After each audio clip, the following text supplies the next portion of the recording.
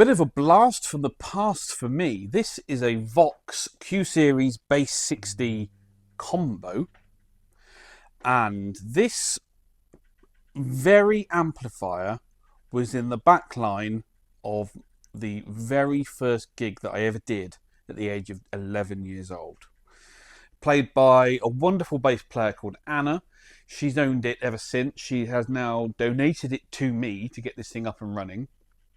And solid state amp, of course. And as you can see from my light bulb limiter, we are at full brightness. Reason we're at full brightness is that there is obviously a massive internal short or fault within the amplifier, and this is a classic example of why you never just plug an amplifier into the mains and turn it on. Sorry, one that's been stored for a long time.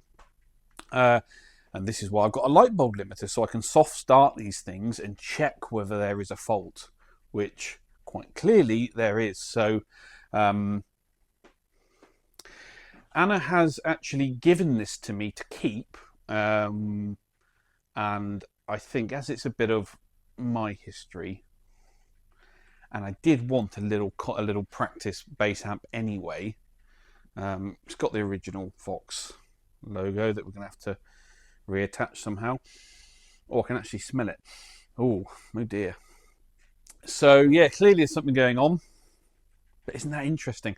If I can, I'll dig out a picture from that gig where me as an 11-year-old boy playing my Encore Strat. But yeah, let's get this thing apart, have a look inside, see if we can work out why it's making the light bulb glow, and hopefully get this thing playing again. Okay, chassis removed from the cabinet, and you are going to love this. It's a split chassis design. Look at that. The front panel and the rear panel are two separate things. I am quite impressed by that. Obviously not a lot going on. So what I found is the cross-line cap on the on-off switch.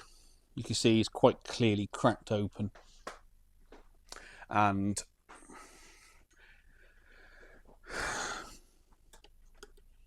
gone. You see, so that's, I suspect, is what has failed. So I'm just going to remove that because at the moment we've still got the light bulb lighting up. So I suspect at the moment we've got a live neutral short. Disconnect the mains. Let's get my meter. Almost. Anyway, let me just snip it out and we'll have a go at firing her up again, at least with the bulb in place, and we'll see. Oh, where are we?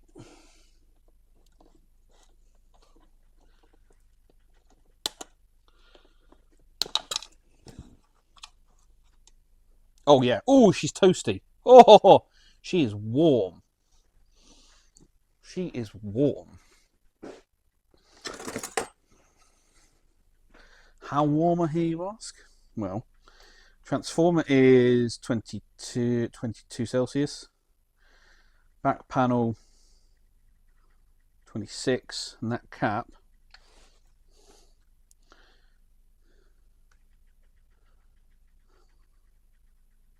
$63. Can you see that?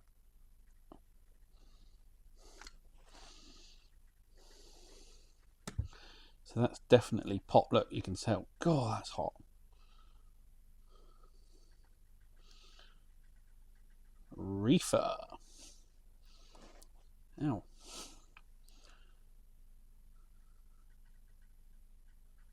Right, anyway. With that cap out of circuit,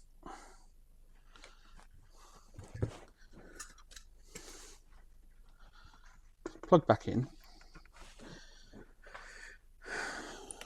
Light bulb. Let's go. There you go. The short has gone. So in theory, I should now be able to connect the speaker back up and make some noise with this thing. It's currently drawing 11 watts out of the wall.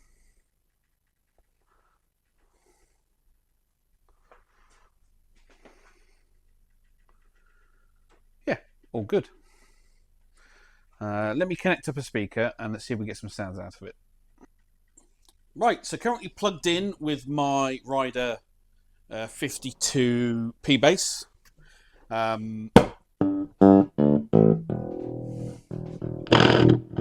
All the pots are really crackly.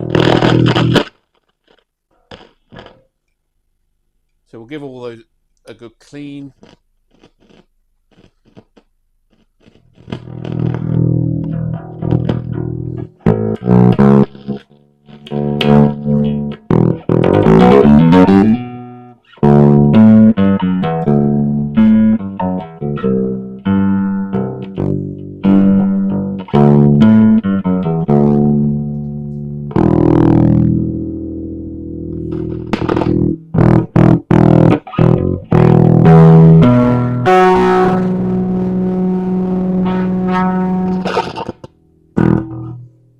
Not sure about that boost control. It's got a contour switch as well, but